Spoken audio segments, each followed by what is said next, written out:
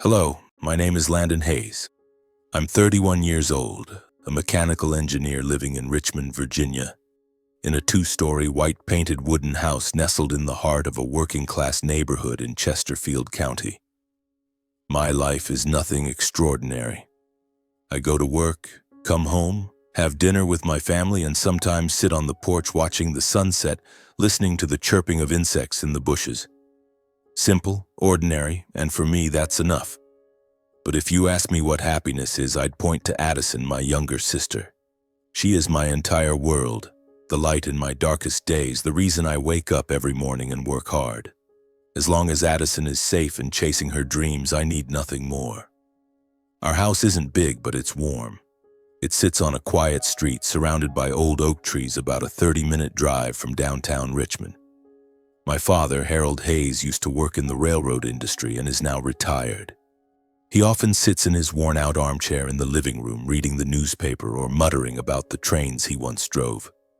He's kind but reserved, always carrying a vague worry about the world outside, a world of power that he says is never fair to people like us. My mother, Margaret, is the soul of the house. She works part-time at a small nearby grocery store, always bringing home little stories about customers, rainy days, or sunny weather. She believes in God, in kindness, but sometimes I see a fear in her eyes, a fear that this simple life and the two children she holds so dear could vanish at any moment. And Addison? Oh, Addison is the pride of our family. At 26, she's a young, intelligent, and gentle interior designer with an aesthetic sense that I, a practical, no-nonsense engineer, can never fully grasp. She has bright eyes, a radiant smile, and a big dream: to open her own studio called Hayes Interiors. I remember the nights she sat at the dining table, sketching designs, her hands moving across the paper as if telling a story. "Landon, one day I'll design the most beautiful homes in Richmond," she once said, her eyes sparkling like stars. I just smiled, ruffled her hair, and said, "I believe in you." I'm 5 years older than Addison, and ever since she was little, I've felt a responsibility to protect her. Our parents love us, but they were often busy, worn out from long work days. So I was the one who took Addison to school, bandaged her scrapes when she fell off her bike, and listened to her talk about her big dreams. Once, when she was 12, she asked me, "Landon, if I wanted to fly like a bird, would you make wings for me?" I burst out laughing, but that night I sat down and made a pair of wings out of cardboard, painted them silver, and hung them on her bedroom wall. Addison squealed with joy, hugged me tightly, and from that moment I knew I'd do anything to make her happy. Our life went on like that, quiet but fulfilling. Every evening the family gathered on the porch. Mom would make tea, Dad would recount old stories about his trains, and Addison would talk about her new designs or the quirky clients at her company.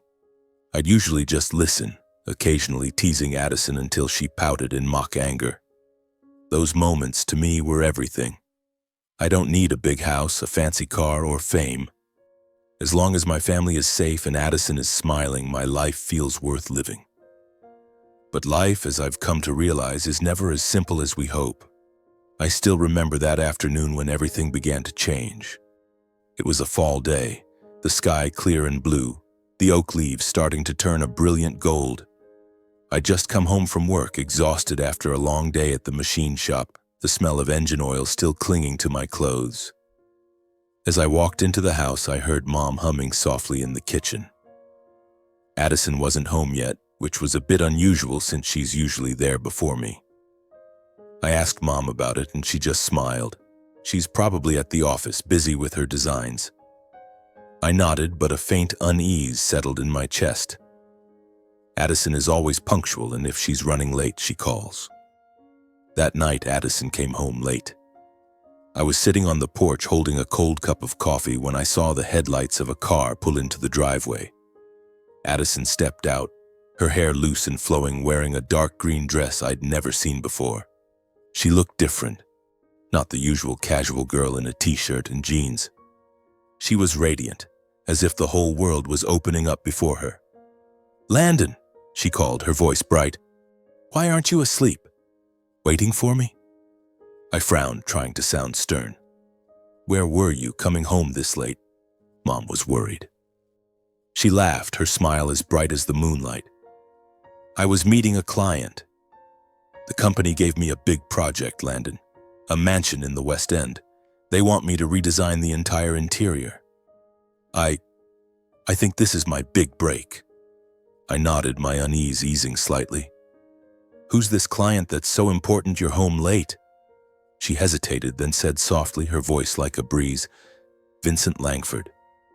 He's the son of the chairman of Langford Holdings. Very polite, Landon. He said he loves my design style. Vincent Langford. That name right from the start gave me a bad feeling. Langford Holdings is one of the biggest corporations in Richmond, owning a slew of real estate, hotels, and projects that people like me only read about in the papers. I didn't know much about them, but I knew families like that. Powerful, wealthy, and often playing by rules that don't apply to people like us. But seeing the sparkle in Addison's eyes, I couldn't bring myself to say anything. I just patted her shoulder and said, "Good job. But next time, call ahead, okay?" I was worried. She nodded, gave me a tight hug, and ran inside, leaving me alone on the porch. The night breeze blew through, carrying the chill of autumn. I watched her go, telling myself I was overthinking things. Addison is smart. She knows what she's doing. She'll be fine. The weeks that followed felt like Addison had stepped into an entirely different world. She began talking about cocktail parties in downtown Richmond, where glittering chandeliers cast soft light, the soulful notes of jazz mingled with the scent of expensive perfume. "Landon, you should see those places," she said, her eyes sparkling like stars. "The people there live like they're in a movie." One time I was invited to a penthouse in the West End, overlooking the James River. Crystal glasses, red wine, and everyone talking about art, architecture, as if the whole world is a canvas for them to paint. I listened, nodding, but inside I couldn't help but feel a mix of awe and unease. My Addison, the girl who used to sit on the porch sketching with a cup of Mom's tea, was now enthralled by a dazzling, unfamiliar world, one that shimmered, but was also full of traps. She began to change, not abruptly, but in small, accumulating ways. Gone were the loose t-shirts and worn-out jeans. Instead, she wore fitted dresses, elegant high heels, and her hair was meticulously curled. She started wearing small, sparkling earrings, the kind I was certain didn't fit the salary of a budding interior designer. "A client gave them to me," she said with a laugh when I asked, her voice light as if it were no big deal. But I noticed her eyes flicker away, as if she knew I wouldn't be satisfied with that answer. She came home later, sometimes past midnight. Her phone buzzed constantly with messages that she read and giggled at but never shared with me. When I asked, she'd say, "Just work, Landon. I'm collaborating with Vincent. He has some great ideas." Vincent. His name appeared more and more in her stories, like a recurring melody I couldn't stop hearing, no matter how much it unsettled me. I was happy for her, truly. Her eyes shone brighter. Her smile was more radiant, as if she were living in a beautiful dream. But every time she mentioned Vincent, a quiet alarm went off inside me, like a warning bell ringing in the silence. I told Addison I wanted to meet Vincent. She agreed. That day, Vincent showed up looking like he'd stepped out of a fashion magazine. A perfectly tailored gray suit, slicked back hair, and a confident smile that made me feel small by comparison. "Landon, pleasure to meet you," he said, shaking my hand with a grip that was firm but cold. "Addison's told me a lot about you. She says you're the best brother she could ask for." I nodded, forcing a smile. "She's told me about you too." We sat down, Addison next to Vincent, her eyes gleaming like a child unwrapping a gift. Vincent talked a lot about Langford Holdings' real estate projects, trips to Europe, and parties he called networking opportunities. His voice was smooth, every sentence polished as if rehearsed in front of a mirror. But something about him felt off. He was too perfect, too polished, like a statue crafted for display. I watched how he looked at Addison, his gaze gentle but occasionally drifting past her, as if she were just a piece of a larger picture he was painting. "Vincent respects me," Addison said later that evening over dinner. "He believes in my talent, says I could do big things. Don't worry, okay? I know what I'm doing." I wanted to believe her, I really did. But when I looked into her eyes, I saw a naivety I hadn't noticed before. She believed Vincent loved her, believed their connection was fate. "He says I'm his inspiration," she told me, her voice dreamy. "He wants to take me to Paris to see design exhibitions." I never thought I'd have a chance like this. I nodded, but inside I couldn't shake the feeling that Addison was walking into a trap laced with danger. Our parents, on the other hand, were thrilled. Mom, with her unwavering faith in goodness, couldn't stop praising him. "Addison's so lucky. Vincent's from the Langford family, the most powerful in Richmond. If he cares about her, that's a blessing." Dad, usually quiet, nodded in agreement. "He seems decent. Addison's talented. She deserves good things." I wanted to shout, to tell them that Vincent's world wasn't ours, that people like him didn't come into our lives without an agenda. But I stayed silent. I didn't want to ruin their happiness or upset Addison. She was living in a dream, and I honestly didn't know what the right thing to do was. About 6 months after Addison started dating Vincent, she began to change in ways that were unsettling. She grew quiet, withdrawn, as if carrying a secret too heavy to share. She still smiled and talked about her design projects, but her smile no longer held its former radiance. Some evenings I found her sitting alone on the porch, her eyes tinged with sadness, as if hiding a burden too great to bear. When I asked, she'd shake her head, saying work was exhausting and she just needed rest. Mom, with her sensitive heart, noticed something was wrong too. "She looks paler, Landon," she whispered as we washed dishes after dinner. "Have you noticed she's eating less?" I nodded but said nothing. I didn't want to worry Mom, but the truth was I was worried to the point that my heart felt like it was being squeezed every time I looked into Addison's eyes. One afternoon when I came home from work, I found Addison sitting at the dining table, clutching a mug of tea, her gaze distant. "Landon," she said, her voice so soft I had to strain to hear, "I need to tell you something." My heart pounded as if I already knew what she was about to say would change everything.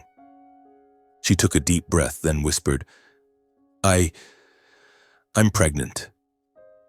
The world around me seemed to stop. I stared at her, unsure of what to say. Joy, fear, and anger swirled in my mind. "Does Vincent know?" I asked, my voice dry. She nodded, her eyes red and teary. He panicked, Landon. He said it's not the right time, that his family won't accept it. They want me to take care of it." "Take care of it?" I repeated, feeling my blood boil. "What do you mean, Addison? What do they want you to do?" But I already knew the answer. I saw it in her eyes, the pain, the desperation, the fear. Her voice trembled as she explained that Vincent had taken her to a small office in the city, where a stranger in a black suit handed her a thick envelope of cash.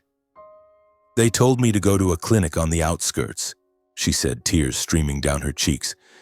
"They said if I keep the baby, it'll cause a scandal. They won't let that happen. They threatened me, Landon."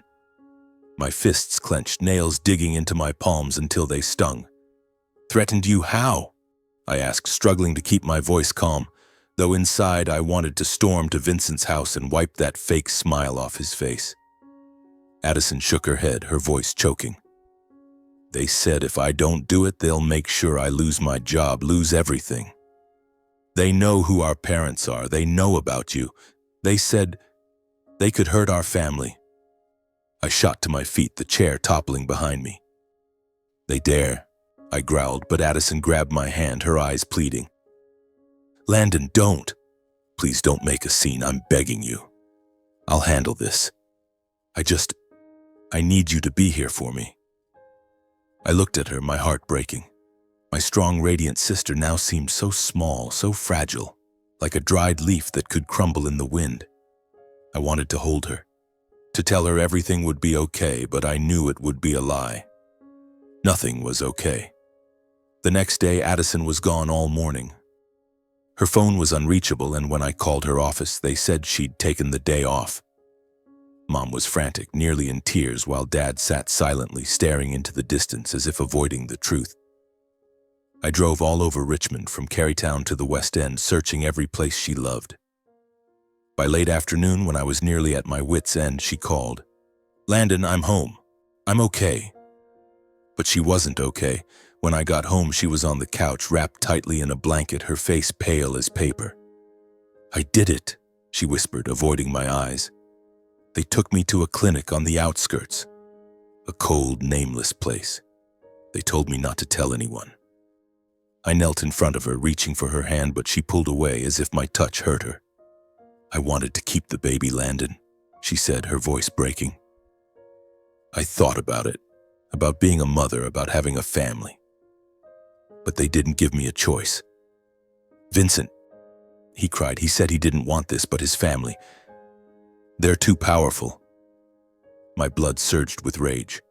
"Was Vincent there?" I asked, my voice trembling with anger. She shook her head. "No, just his people.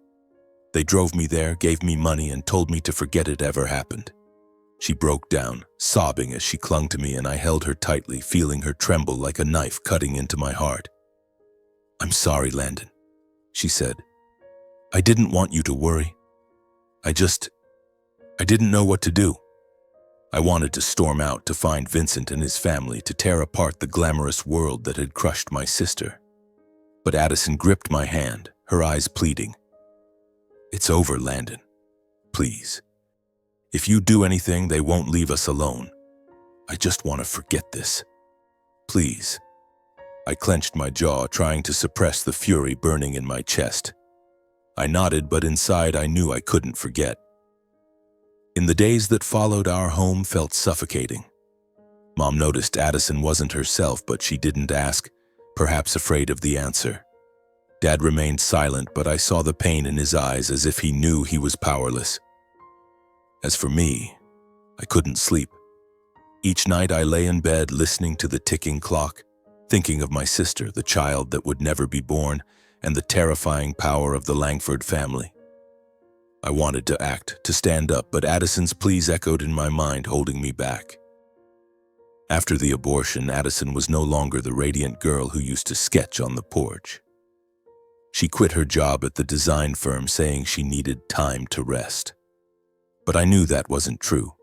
She stopped drawing, stopped talking about her dream of opening Hayes Interiors. Her room became a dark sanctuary, with the curtains always drawn, and the sketches she once cherished now lay scattered on the floor, gathering dust. She cut off contact with her friends, ignored messages, and didn't answer calls. Whenever I knocked on her door, she'd respond in a frail voice, "I'm fine, Landon. I just want to be alone." But she wasn't fine. I saw her wasting away, her eyes shadowed with dark circles, and her smile, the light of our home, was gone. One winter evening, as a light snow dusted the porch, I found her standing in the backyard, staring up at the gray sky.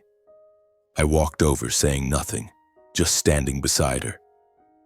"Landon," she whispered, her voice like a fleeting breeze. "I thought I was stronger than this, but I was wrong." I wanted to hug her, to tell her she wasn't wrong, that the ones at fault were Vincent and his family. But before I could speak, she turned and went back inside, leaving me with a heavy sense of helplessness. Then Vincent came back. I don't know how he got in touch with her, but one day I saw him standing at our door, still in his impeccable suit, though his eyes lacked their former confidence. He apologized, his voice sweet as honey. "Addison, I was wrong." I overheard him say from the hallway, struggling to contain my anger. "My family pressured me. I didn't want to hurt you. I love you truly. Give me another chance." I wanted to storm out and throw him out, but Addison, with her soft heart, believed him. She cried, embraced him, and I saw her come alive again, as if she'd found a flicker of light in the darkness. "He promised to change, Landon," she told me later, her eyes sparkling with hope. "He's sincere. I believe this time will be different." I didn't believe it, but I couldn't stop her. She loved Vincent, loved him blindly, and I knew any warning from me would only push her further away. So I stayed silent, but with each passing day I felt like I was watching her walk a tightrope over an abyss. Their relationship resumed, but in secrecy. She met him in private, coming home with eyes that were both happy and anxious. Vincent was charming when he was with her, taking her to fancy restaurants, giving her expensive gifts. But then he'd turn cold, disappearing for weeks, leaving her with unanswered messages and long nights waiting in the dark. I saw the cycle repeat, a cruel loop she couldn't escape. The following summer, on a swelteringly unbearable day when the sun blazed through the oak trees, I found her vomiting in the bathroom. Her face pale, her hands trembling as she clutched her stomach. "I'm pregnant again, Landon. I don't know what to do," she cried, her voice breaking. "Vincent says he's not ready to go public. He told me to handle it quietly." I grabbed her shoulders, trying to keep my voice steady. "Addison, you can't do this again. You can't let them keep controlling you." But she shook her head, tears falling uselessly. "He promised it'll be different next time. I just need to trust him one more time." She cried all night, but in the end, she listened to Vincent. I drove her to the clinic, each step feeling like it carried the weight of 1,000 pounds. I sat in the waiting room, listening to the cold hum of machines from behind the door, my heart shattering with every second. When she came out, her eyes were empty, as if a piece of her soul had been taken. "It'll be different next time," she whispered, but her voice held no life. And then, when fall returned and the oak leaves turned golden again, Vincent came back like a snake slithering out after a storm. He gave her a ring, a sparkling diamond, and promised to marry her. "I told my family," he said, his voice full of conviction. "They'll accept you. We'll have a future together." Addison believed him, clinging to his words like a drowning person grasping at a lifeline. She smiled again, started talking about a wedding, a small house in the suburbs. I wanted to believe this time would be different, but deep down, I knew it wasn't that simple. By the end of that year, Addison moved out. She told us she wanted to focus on her career, that she'd rented a small apartment in the Manchester district to start over. Mom cried, Dad nodded silently, and I just looked at her, knowing it wasn't the truth. She wanted distance, to escape our worried gazes and perhaps to hold on to a shred of hope that she could raise a child if given the chance. But that chance never came. Over the next 4 years, Addison became pregnant 5 times. And all 5 times she was forced to terminate the pregnancies. The 5th abortion took away her ability to ever become a mother. One afternoon, Addison called home, her voice strangely soft. "Landon, I want to come home for dinner. It's been a while." I let out a sigh of relief, but a bad feeling clung to me like a shadow. When she walked into the house, I saw her smile, but it wasn't real. It was like a hastily painted picture, hiding the pain beneath. Mom hugged her, crying, while Dad just held her hand, silent. Dinner felt strange. Addison talked a lot, reminiscing about our childhood, about the cardboard wings I made for her. She laughed, but her eyes were empty, as if she were saying goodbye. After dinner, she stood up, hugged each of us tightly. "I love you all," she said, then left. I wanted to hold her back, to ask what she was thinking, but I just stood there watching her walk out the door. The next morning, as I stepped into the garage to get my car for work, I saw a small envelope on my old workbench, surrounded by tools and the familiar smell of engine oil. Addison's trembling handwriting on the envelope made my heart pound, as if someone had punched me in the chest. I tore it open, scanning the few short lines. "Landon, if you're reading this, please forgive me. Thank you for always loving me. I'm sorry I wasn't strong enough." I called her, but no one answered. I threw the phone down, jumped into my car, and sped to the Manchester district, rain pouring down like it wanted to swallow everything. I pounded on her apartment door, shouting her name, but there was no response. The door was locked, but I didn't think twice. I rammed it with my shoulder, and the old wooden door creaked and gave way. Inside, I found her lying on the floor, surrounded by unfinished sketches next to an empty bottle of sleeping pills. "Addison!" I dropped to my knees, held her, shook her, but she was still, her breathing faint. I called for an ambulance, my hands shaking so badly I nearly dropped the phone. "Please, hurry. My sister, she needs help." The ambulance took her to St. Mary's Hospital, the same place where she had endured unspeakable pain. I sat in the waiting room, hands clenched, praying like I'd never prayed before. The doctors said she was lucky to be found in time, but she had slipped into a temporary coma due to the overdose. I sat by her bedside, looking at her pale face, the once radiant features now shrouded in a haze. I held her hand, whispering, "Addison, I'm here. I'll always be here." While cleaning out her apartment, I found a worn leather journal under her bed. I opened it, and each page felt like a knife to my heart. She wrote about her years of torment with Vincent, the empty promises, the nights she cried alone, the guilt over the children who were never born, and her longing for forgiveness, though she had done nothing wrong. The final line, written in shaky blue ink, read, "If there's another life, I just want to be ordinary. No wrong loves, no misplaced trust." I closed the journal, tears falling onto the pages, and for the first time I broke down. Not out of sadness, but anger. Anger at Vincent, at the Langford family, and at myself for failing to protect my sister. From that moment, I knew I was no longer the gentle brother. Her journal, those agonizing words, had ignited a fire in me. I swore I would seek justice for Addison, that I would make the Langford family pay for what they had done. I was no longer afraid, no longer hesitant. Vincent and his family had turned my sister into a shadow, and I would not let them continue to bask in their false glow. The days that followed made St. Mary's Hospital a part of my life. I stayed by Addison's bedside, only leaving when Mom or Dad came to take my place.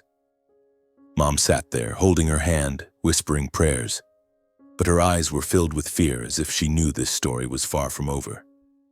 Dad, as usual, was quieter, but his hands trembled as he stroked Addison's hair. "Will she be okay, Landon?" he asked me once, his voice so low I had to strain to hear it. I nodded, though I wasn't sure. All I knew was that to save Addison's soul, I had to act. I started with the smallest clues. Addison's journal was my starting point. Those pages filled with pain, documenting every false promise from Vincent, every time she was forced into those cold clinics. I kept it carefully in my bag, both a treasure and a weapon. I knew that to bring the Langford family into the light, I needed undeniable evidence, something their money couldn't bury.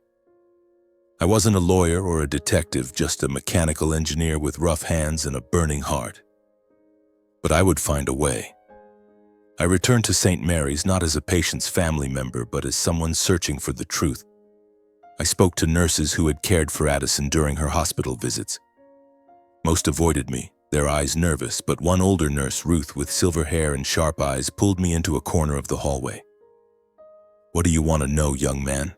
she asked, her voice low but cautious. I told her briefly about Addison, about her visits, about the Langfords. She sighed, glancing around as if afraid someone might overhear. "I shouldn't say this," she whispered, "but I've seen girls like your sister. They come here, get taken care of, and then disappear. Large sums of money hit the hospital's accounts right after. The Langford name shows up in the records, but no one dares ask." My blood surged with anger.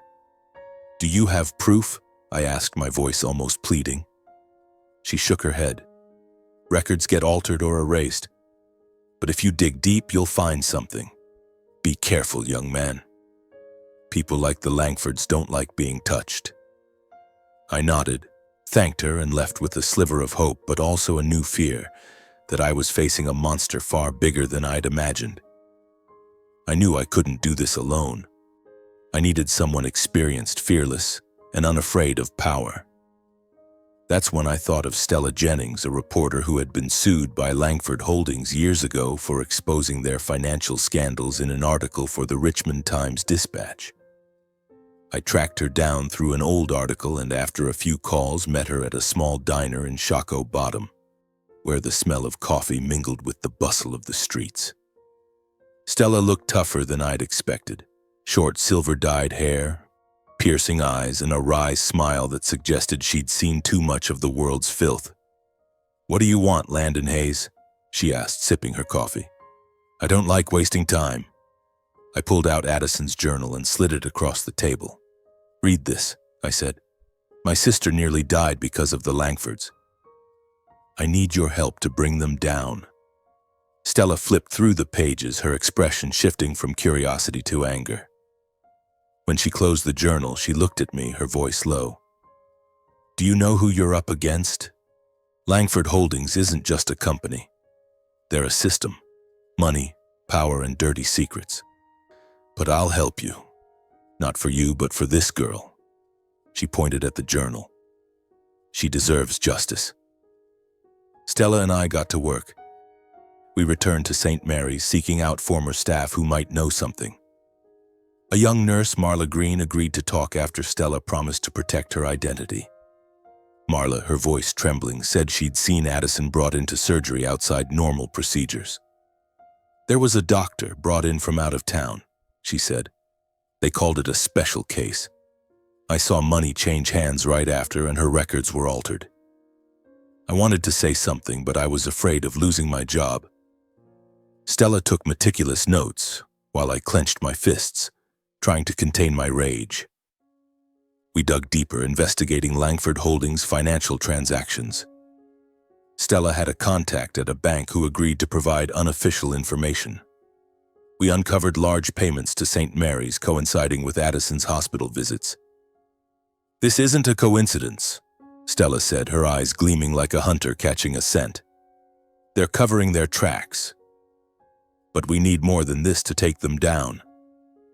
The Langfords, however, were not an easy opponent. Stella warned me they might already know we were investigating. "They have eyes and ears everywhere," she said. "Be careful. Don't let them know you have that journal." I nodded, but inside I knew this fight wouldn't be easy.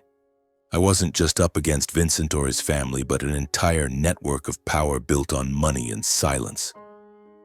One evening, when I returned from meeting Stella, Mom pulled me into the kitchen, her voice trembling. "Landon, what are you doing? Are you trying to take the Langfords to court? They're the most powerful family in Richmond.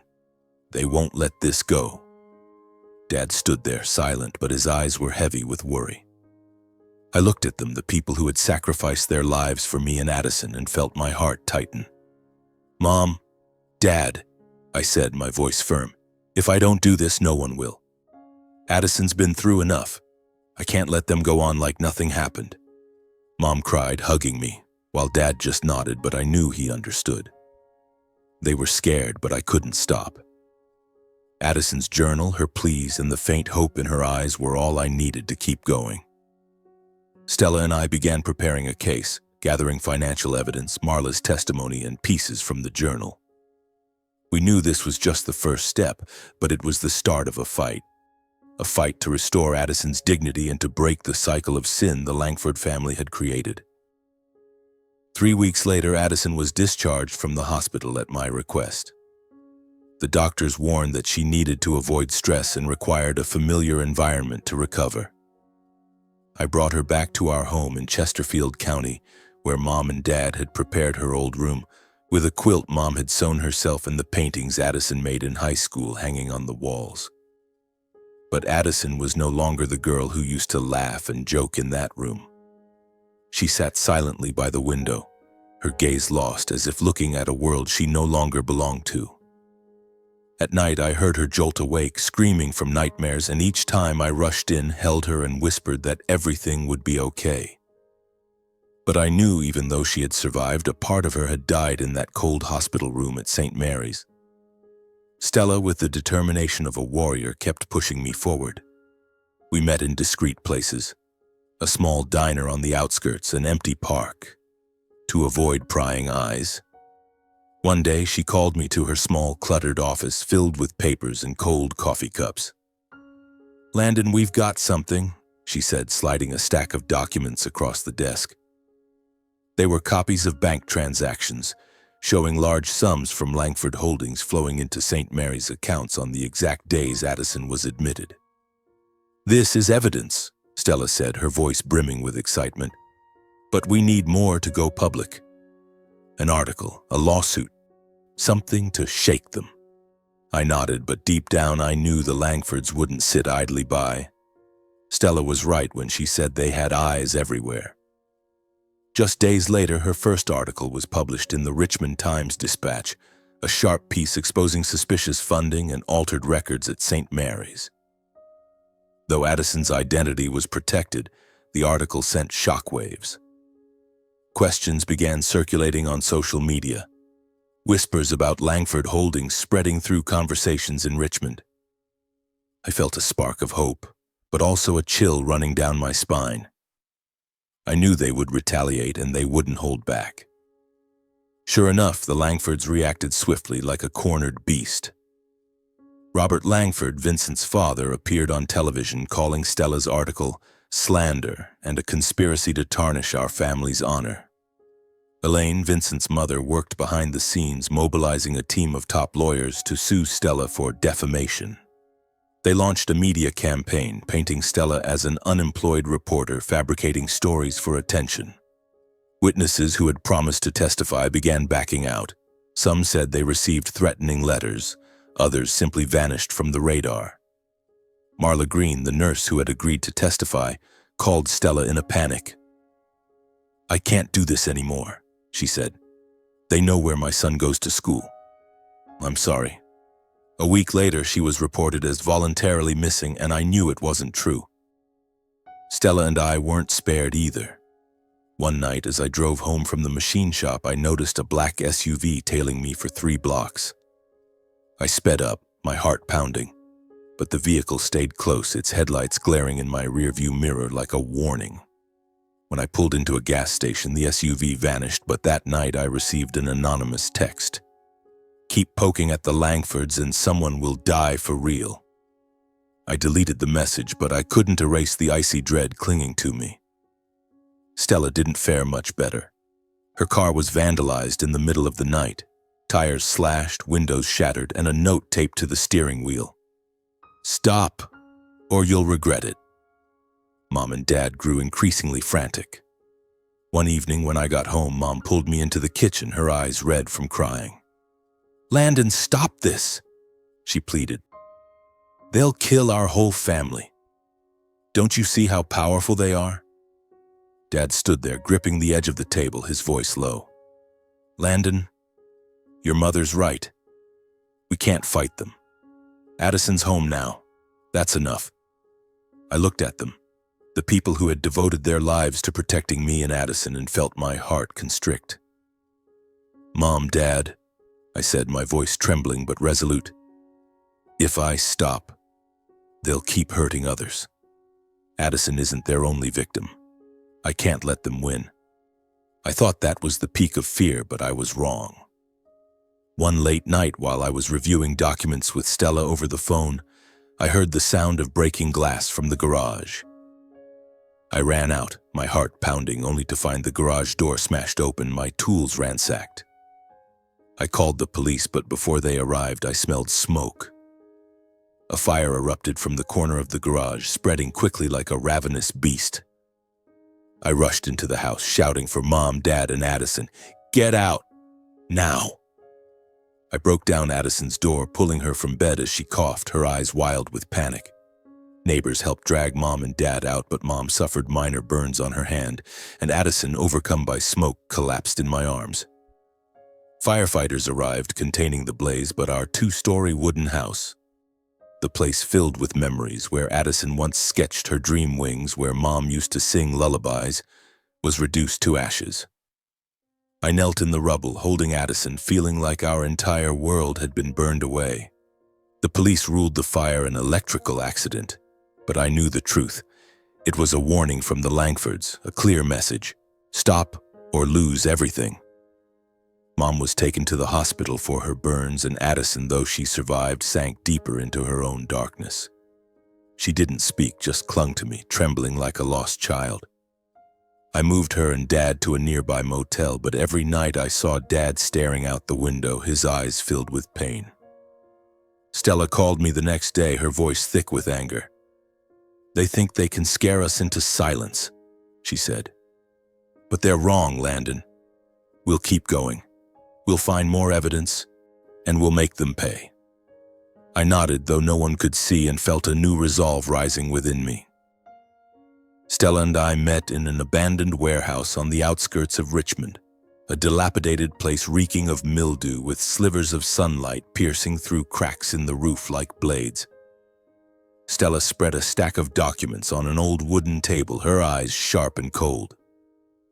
"They can burn your house, Landon, but they can't burn the truth," she said, pointing at the papers.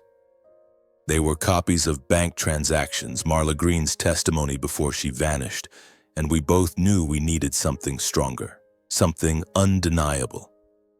Stella nodded when I suggested a bold plan: confront Vincent directly and trap him into revealing the truth. I contacted Vincent through a text, pretending I wanted to talk man to settle things. I chose an old bar in Church Hill, where dim lights and soulful blues music cloaked discreet conversations. I knew Vincent loved to show off, and I bet he wouldn't pass up the chance to put me in my place. He showed up, still in his polished suit, but his eyes betrayed tension. "Landon," he said, flashing a fake smile, "I know you're angry, but this has gone too far. Addison needs peace, doesn't she?" I nodded, pouring him a drink, keeping my voice calm despite wanting to punch him in the face. I let him drink, glass after glass, knowing alcohol would loosen his tongue. Stella had hidden a small recorder in my jacket pocket, and I kept the conversation going, circling around Addison and what had happened. "You love her, don't you?" I asked, my voice soft but pointed. Vincent smirked, his eyes glassy from the liquor. "Love? Sure, but she's just a naive girl. My family wouldn't let her ruin everything," he went on, slurring, revealing how his family handled Addison. How they paid off doctors, how they ensured no one would speak out. I gripped my glass, fighting to contain my rage, letting him talk. When he stumbled out onto the sidewalk, I checked the recorder. Every word he said was captured, clear as a blade. I gave the recording to Stella, and she nearly cheered. "This is what we needed, Landon," she said. "He dug his own grave, but we knew the recording alone wasn't enough. We needed more evidence for an undeniable blow." Stella reached out to a women's rights organization experienced in taking on powerful corporations. They agreed to help with all their resources. We compiled all the evidence: Vincent's recording, parts of Addison's journal, and the financial documents from Marla Green. We sent everything to the organization, which uploaded it to an independent website, along with a detailed article recounting Addison's story and those of other Langford victims. Overnight, the story spread like wildfire on social media. The hashtag Langford scandal exploded, racing across forums, posts, and comments. Human rights groups got involved, and women's rights activists organized protests outside Langford Holdings headquarters, holding signs demanding justice. Other stories surfaced: women who had been coerced, threatened, or bribed by the Langfords. I read the words on my phone screen, my heart pounding. "We did it, Stella," I said in a late-night call. She chuckled softly. "Not yet, Landon. This is just the beginning." But the Langfords didn't sit still. They countered with a ruthlessness I hadn't anticipated. Instead of appearing publicly, they operated in the shadows. One morning, I received an anonymous email with a photo of Addison, taken from a distance as she sat in Bird Park. Her eyes lost. Attached was a short message. "She's so fragile. Can she handle another round?" My heart stopped. I raced to the motel, checking that she was safe, and found her sitting with Mom, unharmed but fragile. I didn't tell her about the email, not wanting to scare her further, but I hired an old friend from the machine shop, a burly guy named Mike, to watch her from a distance. Meanwhile, the Langfords targeted Stella. They stopped suing directly and instead hired hackers to attack her social media accounts, trying to delete posts tied to #Langford scandal. But thanks to the women's rights organization's secure platform, our data remained safe. Stella, despite the pressure, stayed resolute. "They're trying to ruin me, Landon, but I'm used to it," she said in a call, her voice trembling but determined. "We have the organization behind us. They can't touch us again." Stella and I kept digging. We found a new witness, a former Langford Holdings accountant who had quit after discovering irregular payments to hospitals and charities to clean records. The man, David, agreed to meet us at a small cafe in the Fan District, but only after Stella promised to protect his identity. David, his face lined with wrinkles and his eyes anxious, handed us a USB drive with financial data he'd secretly copied before leaving the company. "I don't want to be involved," he said, his voice shaking. "But what they did, it's not right. There were other girls, not just your sister." The data on the USB was a goldmine. Detailed transactions, internal emails among the Langford family, and notes about handling cases like Addison's. Reading it felt suffocating, but a sense of triumph began to creep in. "This is it," Stella said, her eyes gleaming. "With this, we can take them to court." Stella contacted a nonprofit legal organization specializing in protecting abuse victims, with ties to independent prosecutors beyond the Langfords' influence. We met them in a small office in downtown Richmond, where a young lawyer named Eden listened to our story and reviewed the recording and David's data. "This is a big case," she said, her expression serious. "But we'll help you. We need more witnesses, and we need to prepare for a public lawsuit." Stella nodded, and I felt a new spark of hope. Eden introduced us to a group of activists willing to help find other Langford victims to strengthen our case. Eden and the activists worked tirelessly. They scoured social media posts and anonymous comments under the #Langford scandal, uncovering 3 other women who had endured experiences similar to Addison's. One was a former Langford Holdings employee, forced to terminate a pregnancy after a brief relationship with an executive.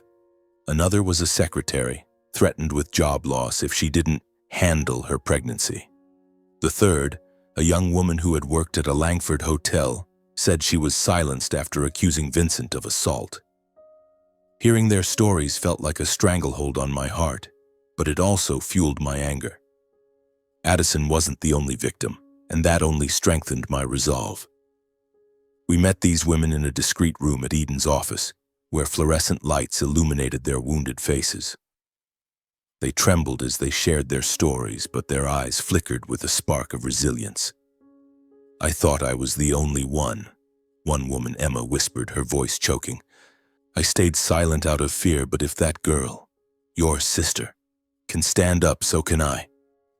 I took her hand, thanked her, and in my heart I thought of Addison, how she, despite her fragility, had become an inspiration to others.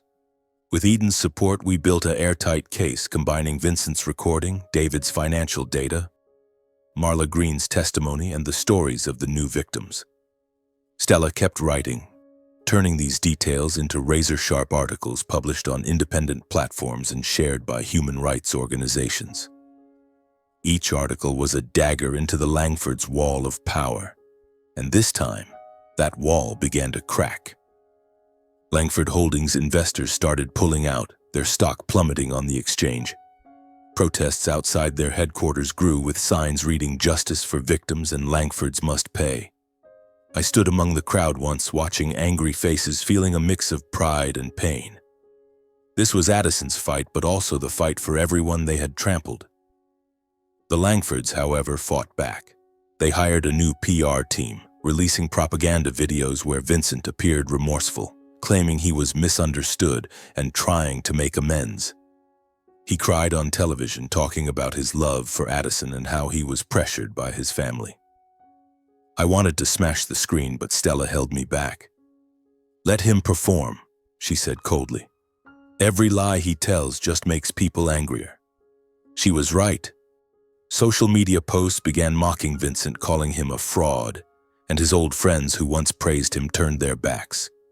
He became an outcast even in his own glamorous world. Meanwhile, Addison slowly regained some life. She started talking more, though her voice remained weak. One afternoon, when I took her to Eden's office to meet the activists, she held my hand, her eyes brighter than I'd seen since she woke up. "Landon," she said, "I don't know if I'm worth all this, but I'm proud of you." I hugged her, feeling like my heart had been reignited. "You're why I started, Addison," I whispered, "and I won't stop until they pay." The lawsuit was finally filed in federal court, a move Eden called no turning back. The independent prosecutor, a tough woman named Ellen, reviewed our case and agreed to take it to trial. "This isn't just about Addison," she said, her voice resolute. "It's about a system of abuse protected by money and power. We'll make them answer." A surge of electricity ran through me. For the first time, I believed justice wasn't just a dream. The trial took place in a small but stifling courtroom in downtown Richmond, where sunlight filtered through heavy curtains, casting shadows on the wooden floor. Robert Langford, in an expensive suit and an arrogant gaze, sat at the defendant's table, but I noticed his hands tremble slightly as the charges were read. He was indicted for bribery, coercion, and covering up crimes. Vincent, beside his father, looked like a shadow of himself, his face pale, his eyes avoiding contact. Elaine, his mother, didn't appear, but I knew she was pulling strings from afar, trying to save their crumbling empire. The most pivotal day was when Addison testified. I begged her not to, fearing she couldn't handle the pressure, but she held my hand, her voice steady. "Landon, I need to do this. Not for me, but for the others." As she walked into the courtroom, she looked frail, her pale green dress hanging loosely on her thin frame, but her eyes burned with a strength I'd never seen. She told her story, her voice trembling but clear, about the forced abortions, the threats, the night Vincent assaulted her. When she said, I don't want them to die. I just want them to know what fear feels like," the courtroom fell silent. I sat in the back row, tears falling quietly, not from sadness but from pride. My broken sister stood up like a warrior. The trial stretched for weeks with other witnesses. Emma, the secretary, the hotel worker, testifying one by one. Each story was another dagger into the Langford empire. Vincent's recording played in court, his cold, cruel voice echoing, making even his own lawyer bow his head. David's data, along with Marla Green's testimony, found after she fled to another state, was undeniable evidence. Robert Langford tried to justify himself, but his voice faltered as Ellen, the prosecutor, pressed him, exposing every bribe, every covered-up email. Finally, the verdict came. Robert was sentenced to 5 years in prison for bribery and coercion. Langford Holdings was fined millions, and the company declared bankruptcy shortly after as investors pulled out entirely. Vincent escaped prison but was shunned by the community, his reputation reduced to ashes. I heard he left Richmond living in obscurity somewhere alone.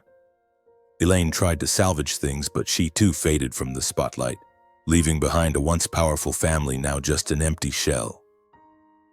We returned to the motel where Mom and Dad were waiting. Mom sat in an old armchair, her hands clasped tightly, her eyes still filled with worry despite my recounting of the courtroom victory. Dad stood by the window, gazing out at the empty street as if expecting our 2-story wooden house to rise from the ashes. When Addison walked in, Mom burst into tears and ran to embrace her. "My baby," she sobbed, stroking Addison's hair as she did when she was a child. "I'm sorry. I'm so sorry I didn't protect you." Dad turned, his eyes red, and for the first time in my life I saw him kneel before Addison, taking her hand. "I was scared for too long," he said, his voice choked. "I left you alone." "I'm sorry, my girl." Addison looked at them, her eyes glistening with tears, but she shook her head. "Mom, Dad, it's not your fault," she whispered. "You weren't cruel, just cowardly. And sometimes cowardice kills too." Her words cut like a knife, not out of blame, but because they were the raw, painful truth. I stood there watching my family and felt my heart tighten. We had defeated the Langfords, but the cost was scars that would never heal. I took Addison's hand, pulling her to sit beside me. "You don't need to apologize," I said, my voice low but firm. "We did the right thing. And from now on, we'll rebuild. Not just for you, but for all of us." She nodded, but her eyes carried a deep sadness, as if she knew that, despite justice being served, what she had lost, her unborn children, her to be a mother, and a piece of her soul, would never return. In the days that followed, Addison began to change, slowly. She started volunteering, meeting women who had been abused, listening to their stories and sharing her own, not for pity, but to inspire. I watched her stand before a group of women at a community center, her voice trembling but powerful. "I lost so much," she said, "but I learned we don't have to stay silent. We can stand up and we can win." The women clapped, some cried, and I stood in the corner of the room, tears falling silently. My Addison was back, not the radiant girl of the past, but a strong woman forged from pain. I decided to use the compensation from the lawsuit for something meaningful. After many sleepless nights, I opened a support center for victims of coercion in Richmond, naming it Haven House, a safe place for people like Addison where they could find help, be heard, and have a chance to start over. Mom and Dad began to change too. Mom got involved with the center, cooking meals for the women who came for help, and I saw her rediscover joy in caring for others. Dad, though still quiet, started helping me fix up the center, using the hands that once worked on railroads to rebuild walls as if he were rebuilding our family. One afternoon, as Addison and I sat in the small office of Haven House, she pulled out an old sketch, a drawing of the dream house she had designed back when she worked at the design firm. "I used to think I'd build a house like this," she said, her voice wistful. "But now I think I want to build places like Haven House, not just for me, but for everyone who needs it." I smiled, taking her hand. "You've already done it, kid. And I'll always be here building with you." A year later, Addison and I stood on the shore of Virginia Beach, a place she'd once said she wanted to visit with me when we were young. The sea breeze blew through, carrying the scent of salt and a sense of freedom, tangling her long hair, now neatly tied with a thin scarf. She wore a light gray sweater, her arms wrapped around herself as if to hold on to a bit of warmth in the chilly afternoon. I stood beside her, watching the waves crash against the shore, steady like the heartbeat of a world in constant motion. "I can finally breathe without feeling guilty," Addison whispered, her voice soft but certain, a faint smile on her lips. Not as radiant as it once was, but genuine, like sunlight breaking through clouds after a storm.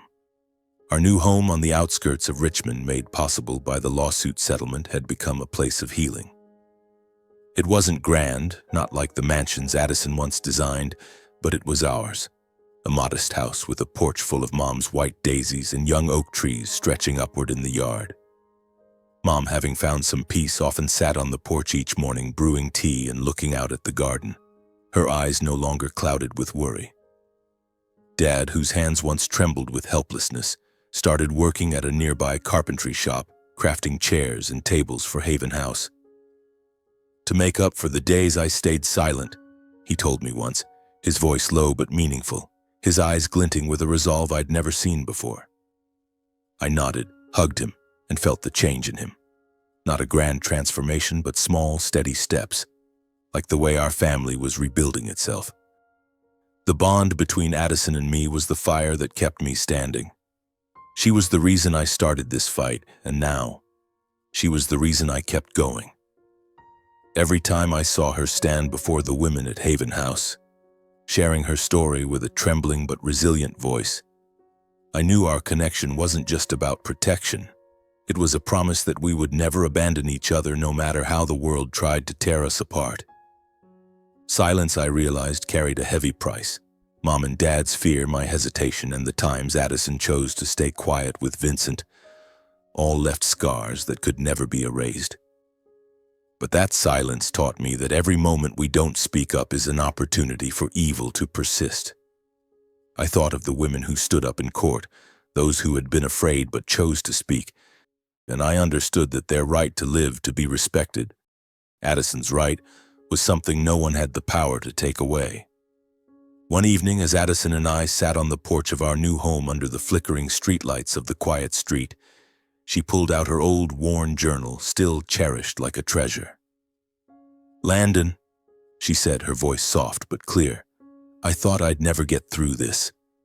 But you, Mom, Dad, and Haven House, you all saved me."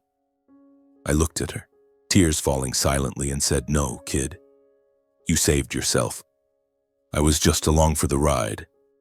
I sat beside her, gazing at the star-filled sky, the stars twinkling like small flames in the darkness. "No one has the right to stay silent in the face of wrong," I said, my voice low but firm. "Because every silence buries another life." Addison nodded, set her pencil down, and rested her head on my shoulder. "You're right," she whispered, "and I won't be silent anymore." Our story didn't end in a blazing triumph, but in small steps, moments of healing, and a promise to keep fighting, not just for ourselves, but for everyone who needed a voice. Justice may come late, but it never loses its voice. Haven House would be a guiding light, and our new home, though simple, would forever be the place where our family found each other again after all the pain and loss.